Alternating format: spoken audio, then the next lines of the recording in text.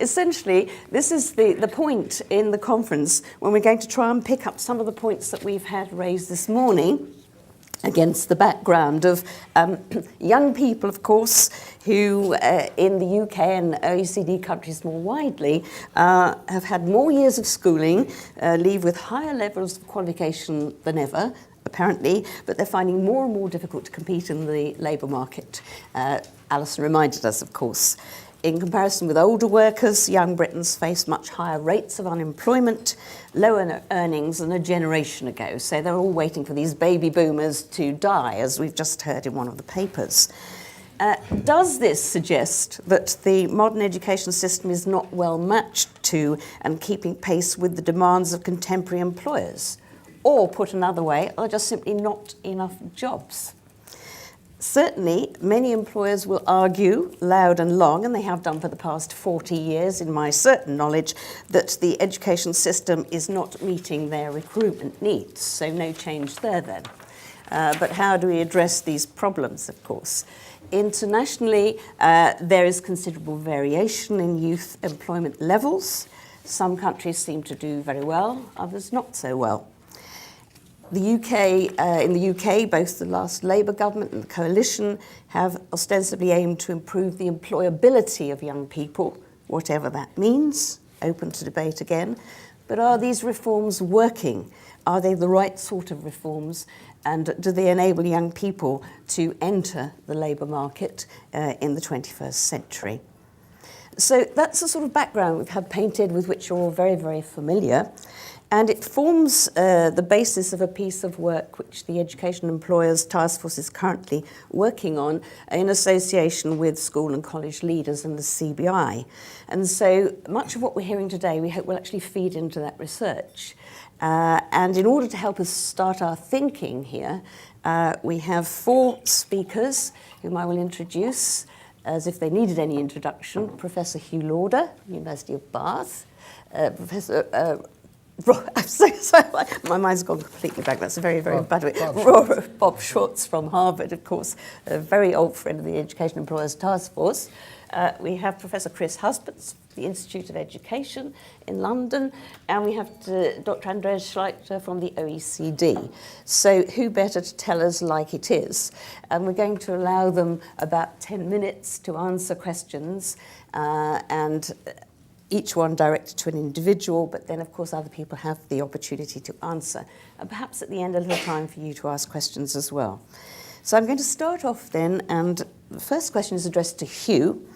And I'd like Hugh to reflect on what the major changes in the youth labour market have been over the last generation, and how have they affected young people and their employment prospects. Okay. Thanks, Hugh. My goodness, Prue, is that 10 minutes? That's 10 minutes, yes. Okay, so I want to start with where we are now rather than look back too much, because I think that's very important. And I want to flag up the debates which are now current. And I want to start with the very macro debates to begin with, notwithstanding the issues that many of you will be concerned with, which is actually issues to do with the more meso and micro level stuff, as it were. And of course, there'll be relationships between them. But let me outline the debates and the issues at the macro level. I think there's an assumption, it may be an aspiration or a hope in government, that what we're seeing is a return to life as normal or life as usual. That as, and this would be a kind of Keynesian point actually, that as the economy picks up, so the demand for skills will pick up, and so wages will also pick up. So that's one view. I'm a natural optimist, but as I was saying to Bob, I seem to be the Jeremiah in all this now, given the research that I've done. The alternative is that actually we're now experiencing a fundamental shift in labour market conditions, and particularly for the young. And there are a number of reasons for that. One or two would come from the work that I did, which was published in 2011, a global auction. And that will tell you 2 things. It may tell you 2 things. One is that many of the more high-skilled jobs are going offshore because they can be picked up in East Asia, for example, at a much cheaper rate for the same level of qualification and skill. And there's clear evidence for that, and it's increasing. The second point would be related to technology. And that is to do with the fact that although I was in a session with Alison earlier, and someone asked the question, well, we need to look at the service industries for the increase in the level of skill. And the same point was made to me by a young ascending policymaker from China when I made the point I'm going to make shortly. And he said, you misunderstand how many people we have in education in China. We will have 198 million by 2020. And my question to him is, well, what are you going to do with them? And he said, put them in the service sector. And I said, not a good answer, I don't think.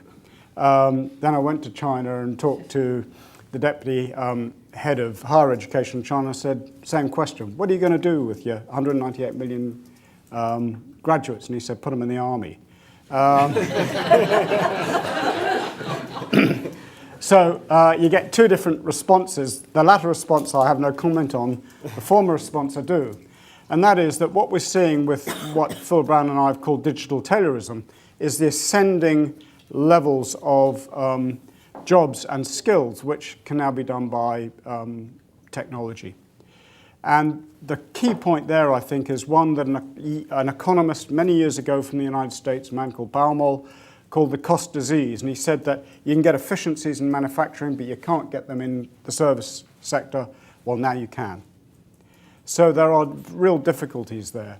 And then there's one more consideration on the structural side and the idea that we've got a fundamental shift in structures in terms of labour markets. And that is to do with the work of Robert Gordon from Northwestern University, who is a naysayer in terms of the Industrial Revolution that's now upon us. And what Robert Gordon says is, you think, and there is views on the other side. Carlota Perez is a key figure here, who's looked at the question of new technologies and industrial revolutions. Robert Gordon says, actually, this is a rather different industrial revolution to the ones in the past. We're not going to get greater productivity, and it's not going to cause a fundamental shift in economic well-being, you may call it. So there are these debates on the outside, which I think are important. When you look at the more micro-level stuff, human capital theorists, what they're picking up, and there's been a recent paper brought out from the United States, again from Harvard, I think, which shows that there's serious scarring, even for graduates. If they enter the labour market at times of economic depression or recession, then there is scarring for them as well as for younger, less qualified young people coming into the labour market. So that seems to be the question that we now have and that we now confront. And of course, it's clearly different from the past. In the past, we had, as Alison pointed out, apprenticeships for younger people into manufacturing. That manufacturing is now gone east, literally, and it isn't going to come back, I don't think, because the barriers to entry to industries as we now have them are so great that it would be very, very difficult to rebalance the economy. I'm not saying we shouldn't try, but we need to be smart about it, and it needs industrial policies which will support areas where there looks to be some kind of potential. Without them, it's not clear at all how we're going to rebalance the economy towards manufacturing. So none of this sounds good, right? Except for you get the kind of work the Education Employers Task Force has been doing. And at the micro level, there's clearly ways forward for individuals and for groups. However, that has to be placed against this much wider background. We know, for example, just in terms of graduates, because that's my area of interest, we know not only from my own work, but also from work that's come out from which organisation of this government, one of the leading organisations that does statistics, which points out that about 50% of graduates no longer do what is considered graduate work. And what they're doing is they're bumping down those younger people who are less well qualified within the labour market, and that seems to be pretty clear. And that's a view, that is also the case in the United States. So, Prue, I don't know if that gives us the kind of appropriate background, I'm sure, and I hope that some of my colleagues around on this table here will take issue, because I'd like to see a glimmer of light. But I think that's the background in which we're now struggling to find a way forward for young people. Thank you very much, Hugh. It certainly sets a somewhat depressing backdrop. And I'm going to move on to Andres to take the next question, but very much related to what Hugh's been talking about in terms of skills match and whether, in fact, the knowledge and skills which are provided by the British education system match with what employers want, and has the curriculum in school kept pace with the changing demands of the labour market? If not, why not? We're painting one picture about the labour market, so what's your take on that, Andres? Yeah, very interesting question. One thing that we did recently is, in fact, we tested the skills of the workforce, including the young workforce, and we looked at how people utilize their skills. And when you do that, you actually find for the UK there's a lot of qualification mismatch, but actually surprisingly little skills mismatch. You talk about less than 10% of the population, of the young population, where you can see actually significant skill mismatch. Now, the question is how you interpret this. You know, have schools actually done a fantastic job to match what employers need, or has the labor market simply adapted to what the skill market offers? And the truth is probably somewhere in the middle. And I think the relatively, by OECD standards, flexible labor market in the UK suggests that employers are actually very, very good in extracting value from the skills that are available, but that skill mismatches may actually have driven down some of the potential productivity that could be gained. So on the surface, actually, the data that you get on skills mismatch look comparatively good for the UK. Where does my skepticism come from? When you actually look at the actual skills that people have, high-level problem-solving skills, digital literacy, high-level numeracy levels of skills, the UK is one of the countries with the smallest intergenerational level of progress. So basically, the young people moving into the labor market come out more or less the same as those people leaving the labor market, despite, and I think that was made quite clear, a very different labor market today. In fact, one thing I could add from our skills survey, when you look at employment growth, and you match this against our survey results, employment growth has been steep among the people at the high end of the problem-solving skills distribution. Now, those with great problem-solving skills have seen better and better and better employment chances. They also get more and more money. People at the low end of the PIAAC problem-solving skills have seen relatively stable employment. No? There are a lot of jobs that actually are not very demanding, and this share has been quite constant in the UK and elsewhere. But the big job loss has actually been in this middle tier of problem-solving skills on our PIAAC measurement scale. So average is actually putting you at a greater risk than being very low. I mean, that is a difference in earnings. And I think that's something to really watch out if the education system doesn't sort of raise the level of skills. You're going to see really consequences in terms of employment and also wages. The other part which I would be really careful about, one thing that we see is that the world economy no longer pays you for what you know, but for what you can do with what you know. And that makes a very, very big difference. Now, when you look at the PISA results, you can actually see that students are quite good at solving what we call word problems in mathematics. So you give them a little problem in a text, they figure out the answer. When it goes to sort of conceptual understanding, making high-order inferences, you see actually real weaknesses in the performance of 15-year-olds. And that is the kind of skill category, again, which modern labor markets are really rewarding most. So there are, I think, some warning signals. On the surface, skill mismatch looks really good, but there is some indication that may rather reflect employers adapting for what's there and not to what is available. The last point I want to make, we also ask, of course, the students about their own opinions. And you can basically, you get about a quarter of the students in the UK who say that school has done nothing to prepare me for adult life when I leave schools. You get about, actually, school has been a waste of time, you get only 7%. That's sort of a bit more optimistic. But also, when you think about school has taught me things which could be useful for a job, there are 15% who see absolutely no link between what they learn and what they need to use later on.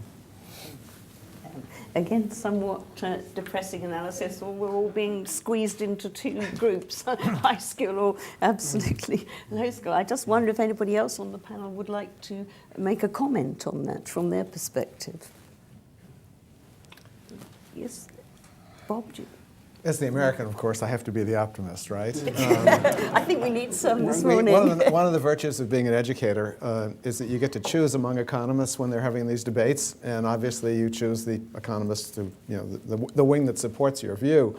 In our work in the U.S., we've been tending to pay attention to a set of economists, Georgetown University, the Urban Institute in D.C., who've been arguing that this notion that the world is being divided into only two kinds of jobs, high-skill, high-wage jobs that require at least a university, undergraduate degree and beyond, and the low-skill, low-wage jobs, they're arguing that that's, at least for us, a bit overblown, that estimates vary, but between 15 and 30% of jobs, at least as we see them going forward, are still in this kind of middle skills category. We tend to, that as requiring clearly a solid underpinning of technical skills, problem-solving skills of the sort that Andreas was mentioning, but not necessarily a university degree. In our work, we've been focusing on three sectors in particular, where there's high demand, high growth for these sort of middle-tier technician jobs. IT being an obvious one, because it's not only a sector in itself, but it cuts across a lot of other sectors. Healthcare.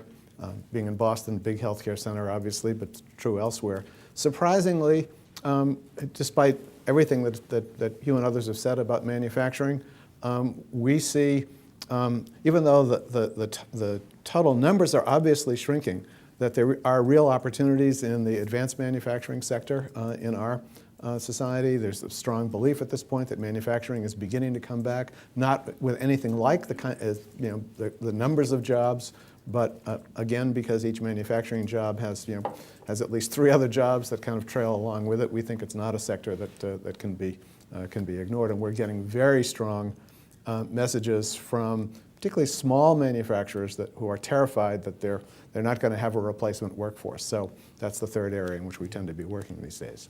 Okay, thank you. Hugh, would you like to come back on that? Yeah, I'm going to support Bob on this. I've gone absolutely head-to-head with the guys at, and they are guys, one woman I think, at Georgetown. But there are 2 points I'd make. One is, yes, I think that's absolutely right, and they've shown that actually people who go to two-year community college courses do better in terms of income than those that. Yes. But I'd also like to make another observation, which is that this punctures the rhetoric about the knowledge economy, because what we're looking at is not the high-level jobs. They're clearly there, as Andreas has said, but I think in the West, or certainly not in Germany, but certainly in the United States and UK, they're shrinking. There aren't that many of them, as there once might have been expected. So it's a kind of half-glass empty, half-glass full thing, because I think that work from Georgetown on those two-year community college degrees is very interesting. Right. But it requires a different way and a different policy rhetoric and practice from what we've been used to in the past. Absolutely. I'm very heartened by that work on community colleges, because clearly they have a big contribution to make. Yeah, yes, Andreas. Just sort of one point, I think we really need to be careful and distinguish the skills what people can actually do from formal qualifications. Actually, when you do those analysis with formal qualifications, you don't get very much. When you actually look at skills, the relationship is very, very strong. You can see the skill sort of demand really at the top end.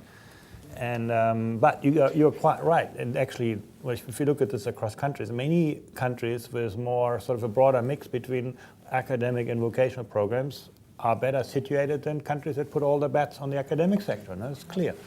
Yeah. Can I ask Chris to come in here from the education perspective? Well, sort of slightly slipping into the question that I think you're about to ask me.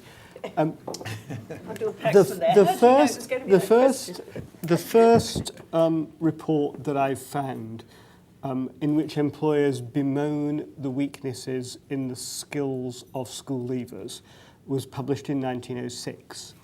And if you look at the language, if you just amend the language in the report, it's not wildly different from the complaints now that they're insufficiently flexible, they lack persistence, and levels of literacy and numeracy are too low. So to some extent, we're rehashing a long-standing mismatch between what school systems are generally quite good at doing and what labour markets would really like them to do. And I think I'm with Bob on this. I think that I think there are disruptive changes in the economy. I think we are all pretty close to understanding some of them. But economies are always more complex than the way we describe them. And there are lots of things, lots of countervailing trends. There is evidence of manufacturing coming back to the UK and coming back to America. I think it's different. I think it's not at as high a volume, but it is changing the value offer to prospective employees in some quite important ways. So I'm somewhat more of an optimist than some of the doomsaying that I think I heard at the beginning of this discussion. But I don't think it's anywhere easy, and I think that some of the transitions that young people now have to negotiate are extremely difficult. And I think, can I just go on now? Yes. Prue, ask me a question. Well, in summary, do you think that the curriculum has been able to provide the sort of offer that young people require and employers are asking for? And is it also a question of pedagogy? So part of why I'm here, as sort of making the numbers up on the panel, is that I was asked 18 months ago to do a bit of work on skills to help the Labour Party, which I'm not a member, to do its thinking about skills policy after the next election. And what I've said to everybody, and there are a large number of in the room I've spoken to, is that this is an absolutely brilliant opportunity to learn to handle my own ignorance in public. I think that once you look at the schools angle on this, it's really important to remember that there are some things that school systems are quite good at doing, and there are some things that there's very little evidence that schools are any good at all at doing. So I think that schools are quite good at producing relatively high levels of core literacy and numeracy for significant numbers, not all, learners. I think they are reasonably good at providing a general education for the majority of learners. And I think they're quite good at providing a relatively broad and relatively balanced curriculum diet. I think they're very bad at producing occupation-specific skills, and I'm not entirely convinced that it's the job of schools to do that. And the more that we load that onto schools, I think the more difficult we make the job of the school system. I also think they're not very good, full stop, at doing vocational provision. I think they are potentially good at pre-vocational provision, which is about equipping young people to make choices. And I think there's some really good presentations in the session I heard just before this about how work experience, which is, even where it exists, underplayed and under-integrated into the curriculum, but really good examples of where work experience had convinced learners they did not want to do the job that they'd had the work experience in. And I think that's a very valuable role that work experience plays. So in terms of read-offs, because one of my jobs is to say, okay, given the system that we've got, and given the resource constraints that we currently experience, where are the bits of policy intervention that we could make that would not address some of the meta-level big bang stuff, but would begin to give people somewhat more support in making transitions into work? So I think that if we want schools to be fundamentally attuned to the world of work, we're always going to be substantially disappointed. Teachers are always going to be disconnected from labour markets. Labour markets are going to change much more quickly than teachers can understand the way in which they're changing.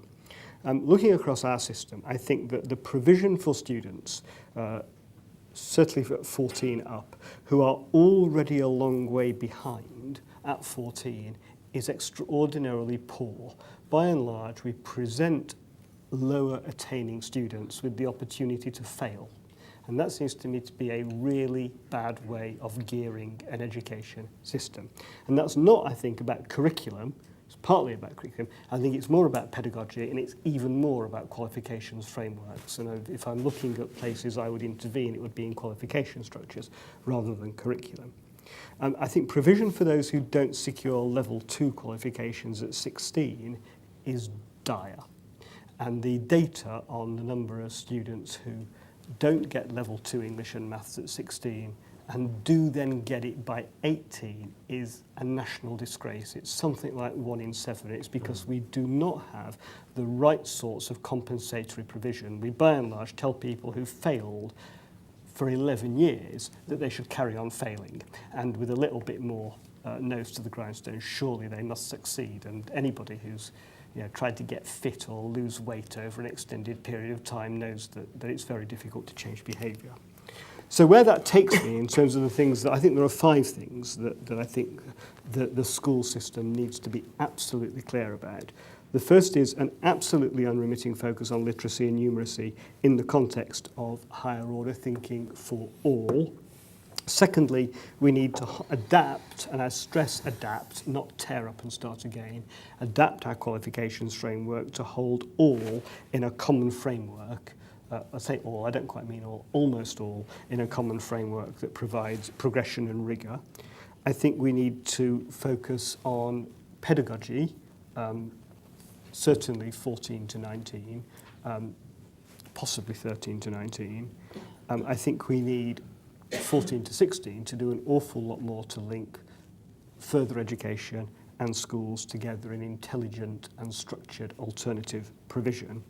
And absolutely critical, and I think the one, when I was asked to do some work for the Labour Party, and little voices sit on my shoulder all the while saying, don't make any spending commitments. I think the one spending commitment is it's absolutely fundamental that we have a coherent career advice and guidance system, because that is the big hole. Thank you very much indeed for that, Chris, drawing all that together.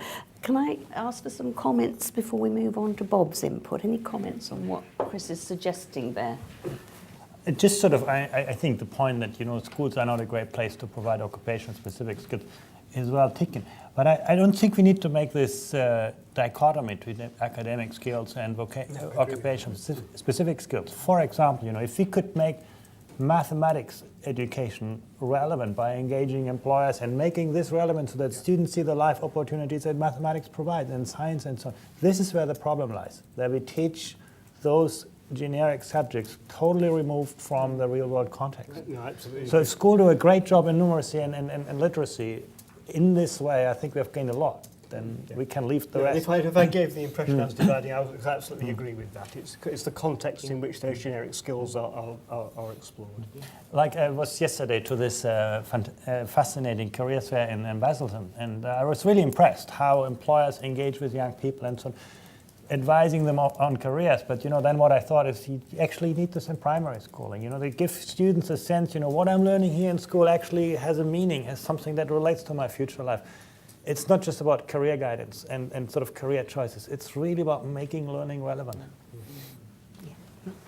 Anything further? I think the points that Chris has made are really well taken. And what that does, I think, require is a career service, because I was in a session earlier where the issue of the importance of careers and careers advice was highlighted. But also, we have had in this country a further education sector, which is a kind of Cinderella sector, that hasn't been taken seriously, in my view. And that's to do with class politics of education. And that's, I think, very clear.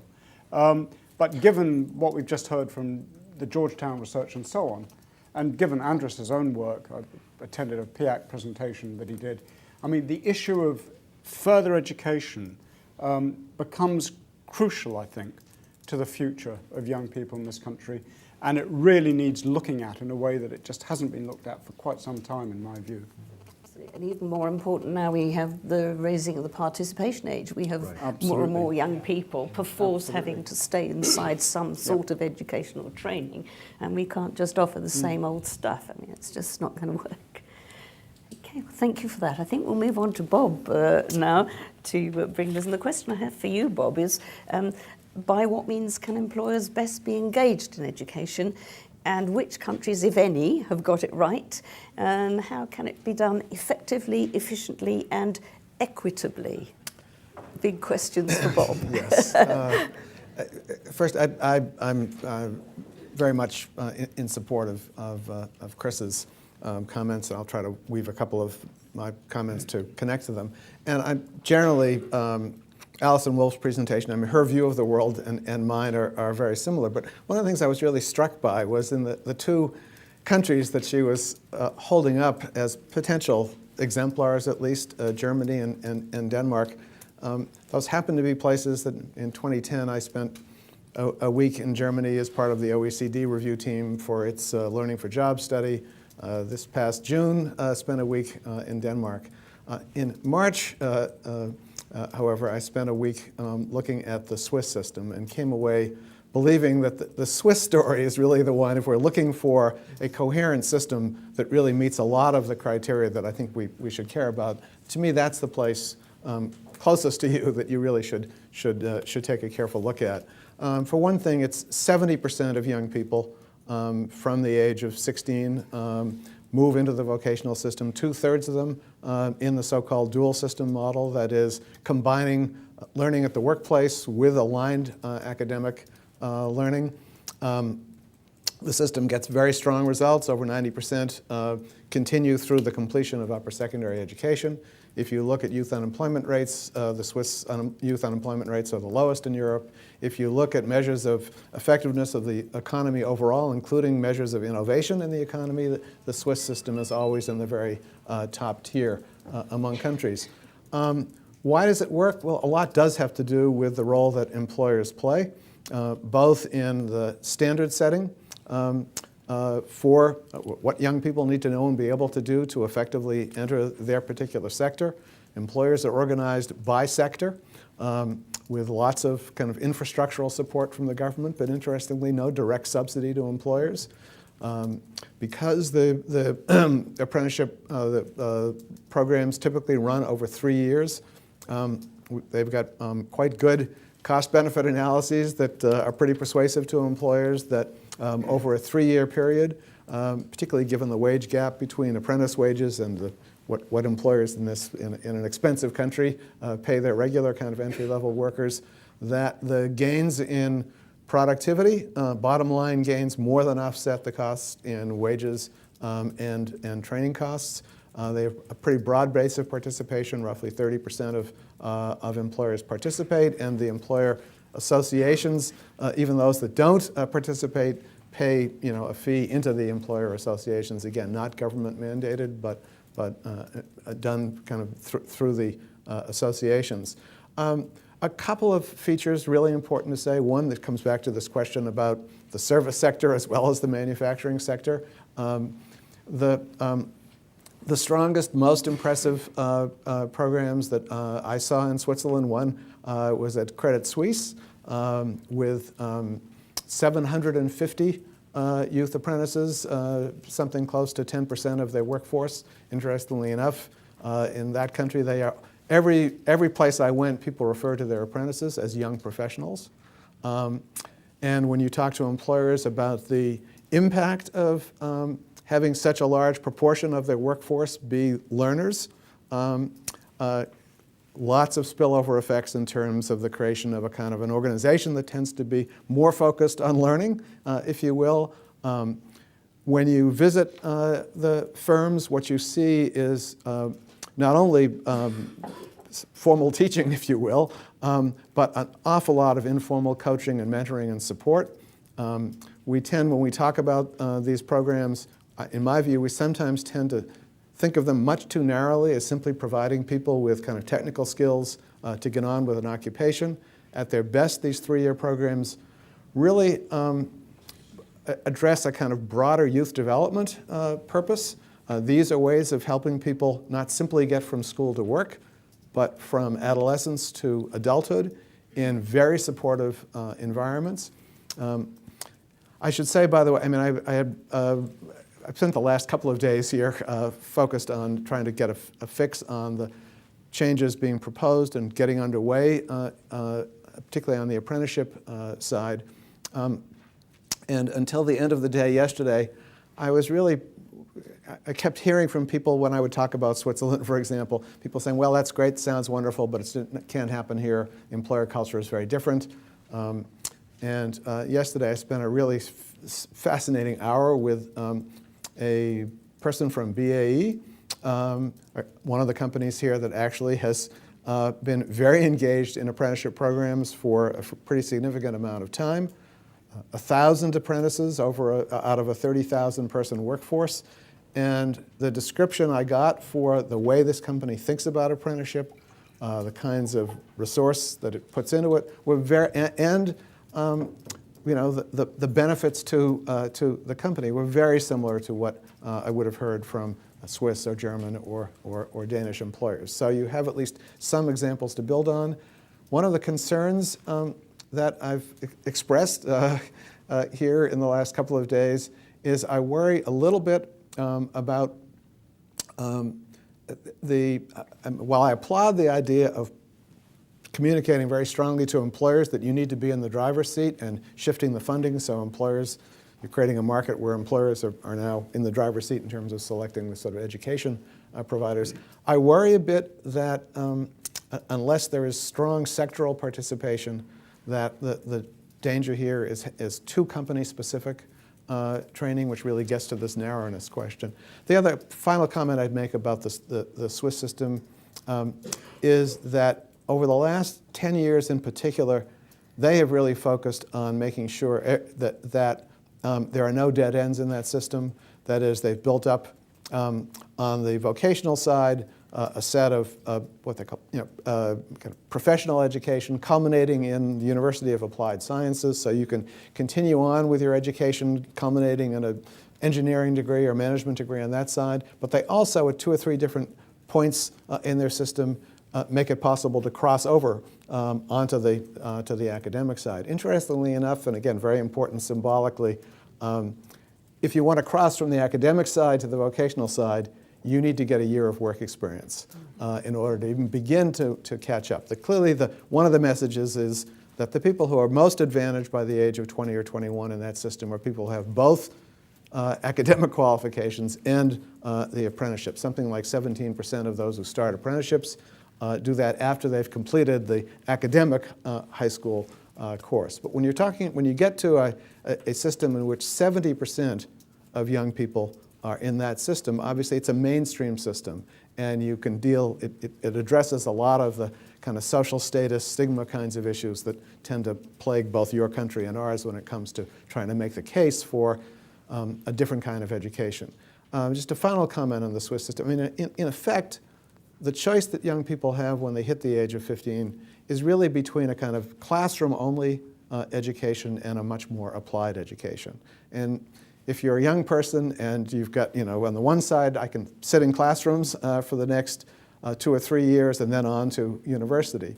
Or I can be in a more adult setting where my learning is going to be much more applied. I continue with my academics, but as Andreas is saying, in a way, the academics tend to are much more sort of problem-based, growing out of the issues that one faces at the workplace. I'm getting money in my pocket, at least in U.S. dollars. It's roughly $800 a month, growing to about $1,000 a month by the completion. And I know that I have the option at the end of 3 years, I'm going to have a credential that has value in the workplace, and that is because it's a national system.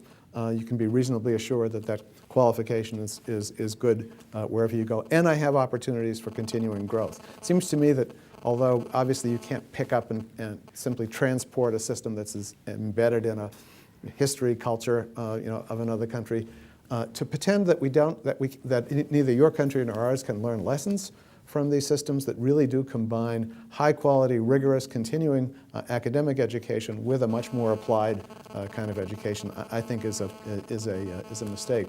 I'd just like to come back and emphasize a couple of points, though, that I think that Alison made pretty powerfully. In our country, as yours, the consequence of having the youth labor market dry up, particularly for young people who don't come from don't have the kind of social capital to get the kind of internship experience that kids can get, is just enormous. If you get to the age of 20 or 21 and you don't have work experience, you don't have a resume, and you do not have a credential that has some value in the labor market, you're really in deep, deep trouble. When we talk about the scarring effects on university graduates coming out with limited work opportunities, obviously it's much, much more severe on the young people. So focusing on this 16 to 18-year-old period, and I know in this country, as Alison pointed out, unfortunately, the apprenticeships have been mostly focused on older people, but really doing what BAE and others are doing, focusing on the 16 to 18-year-olds, getting them, and getting them launched with both work experience and academic skills seems to me the critical priority. I would make a final point, though, and that is about the kind of the politics here and building a kind of political coalition. If in our country, and I suspect the numbers are not much different than yours, over 40% of the university graduates under the age of 25 in the US are either unemployed, relatively small percentage, much larger percentage employed in jobs that we didn't traditionally think of as requiring a 4-year university degree. Obviously, most of that has to do, presumably, with the larger condition of the economy. But I would argue a significant fraction of it comes from the fact that we pay so little attention to early career information, advising, exposure. I don't think this can be done by schools alone. I think employers and higher education folks need to work with schools to make sure that all kids, all young people, I would argue from the middle grades on, are getting increasing degrees of familiarity with the world of work, with careers, what the education and training pathways are linked to their careers, learning more about their own interests in relationship to career options, so that by the time people are asked to make choices, those choices are based on information. And as in some ways, as I said, the politics at this point, I think the sort of upper middle class professionals who say their kids are going to the university from the age of 6, given the rising costs of education, something that you now are having the pleasure of getting acquainted with, which we've been living with for a very long time, student debt burdens, I think it's really now much more possible to build a coalition that says early career information, advising, support needs to be sort of built into the program in schools. And just one tiny footnote, so really interesting that. I think I'm right in saying that the higher education, the university participation rate in Switzerland is about 18%. Yes. And I think that's really important. And when I said that, when I made the point about Switzerland being always scoring very high on these innovation indexes of economies, we believe that innovation comes from the university sector, right? If you talk to Swiss employers, what they will say is, we really invest in building the initiative, creativity of our kind of workforce across the sectors through our vocational system. A lot of our innovation, they will argue, comes from the strength of their vocational system. They don't look to the universities as the sole kind of saviors and sources of R&D and innovation.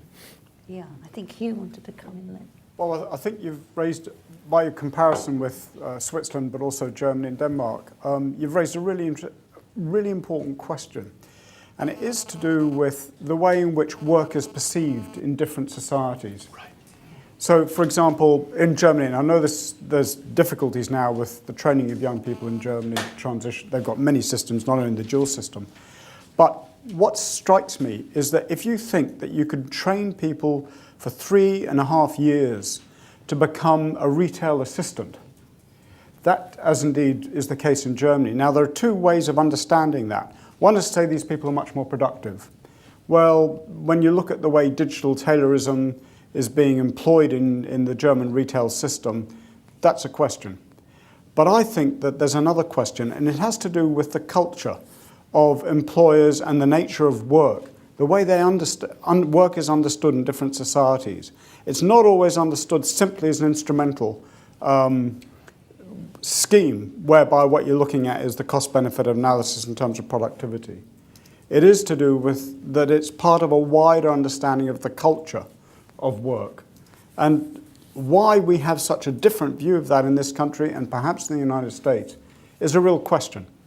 And there may be many different ways of understanding it, but we desperately need to understand it if we're going to ask invite, suggest to employers that they really are at the cutting edge of the way we go forward. Because the way employers understand the nature of work in society is very different in the cultures that Bob's just referred to from that here. And that seems to me to be the key question.